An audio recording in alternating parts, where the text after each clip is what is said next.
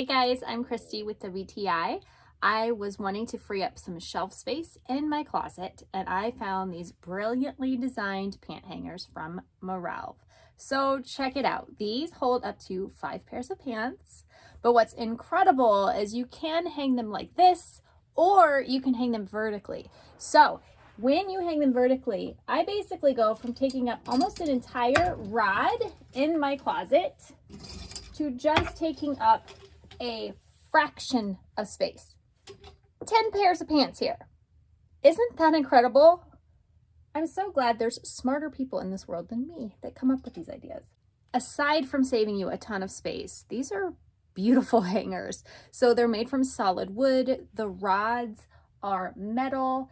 The hooks rotate 360 degrees. There's this really nice rubber grip along the rods, so the pants will never slide off of these. They're really grippy.